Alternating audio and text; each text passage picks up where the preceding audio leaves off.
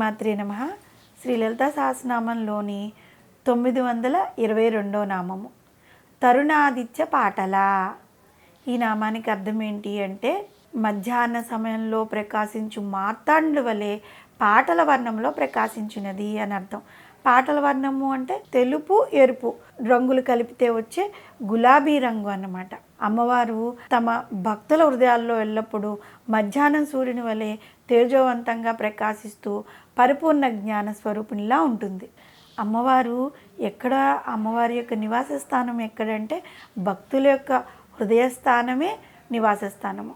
మన హృదయం యొక్క రంగు ఎరుపు తెలుపు వర్ణములు కలిసిన పాటలీ వర్ణంలో ఉంటుందన్నమాట. అందుకే పాటల వర్ణంతో ఉండే గులాబీ పుష్పాన్ని అమ్మవారికి ఇష్టంగా భావిస్తూ ఉంటారు. పాటల వర్ణంలో ఉండే హృదయానికి అధిపతి యవ్వన దశలో అంటే తరుణ వయసులో ఉన్న సూర్యభగవానుడు అన్నమాట. పరమేశ్వరి లలితాంబిక సూర్యమండల మధ్యస్థ కదా.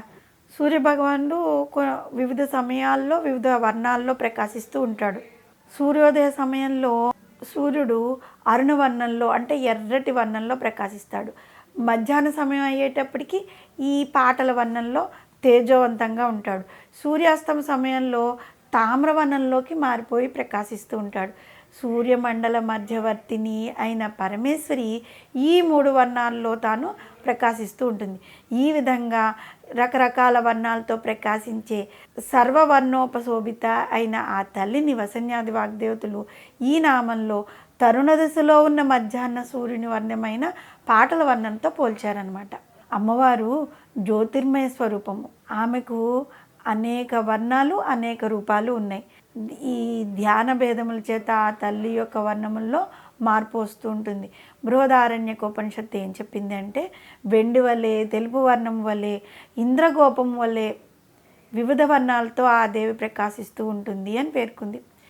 వేదాలు ఏం వివరించాయి అంటే, మోక్షాన్ని కోరుకునే సాధకుడు అమ్మవారిని శ్వేతవర్ణంలో ధ్యానించాలి అని. స్త్రీ రాజా జనులను వశం చేసుకోదలిచిన వాళ్ళు పాటల వర్ణంతోనూ, ధనం కోసం ధన సంపత్తికే కోరుకున్న వారు మహాలక్ష్మి రూపంలో అంటే పీతవర్ణము అంటే పసుపు రంగులోనూ పూజించాలి.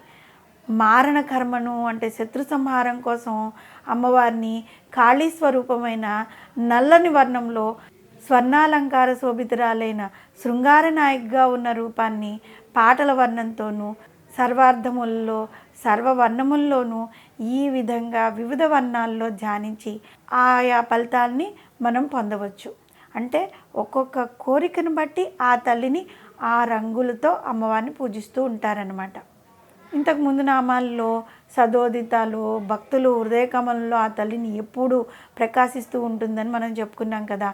సదాతుష్ట అనే నామంలో కూడా ఎటువంటి అసంతృప్తి లేని నిత్యతృప్తాదేవిగా సచ్చిదానంద స్వరూపిణిగా పరమేశ్వరి కొలువై ఉంటుందని వివరించుకున్నాం. తత్వస్వరూపంగా వివరించిన వసన్యాది వాగ్దేవతలు ఈ నామంలో ఆ తల్లిని తరుణాదిత్య పాటల, ఆ తల్లి తెలుపు ఎరుపుల మిశ్రమ రంగుల్లో ఆ తల్లి ప్రకాశిస్తూ ఉంటుంది అని రూప సంబంధ నామాలుగా మనకి వివరించారు.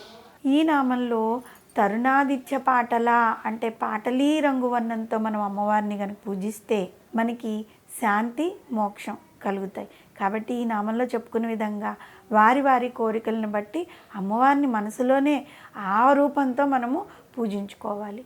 పూజిస్తే ఆ పనుల్లో మనము విజయం సాధిస్తాం. ఇది తథ్యం. శ్రీమాత్రే నమః.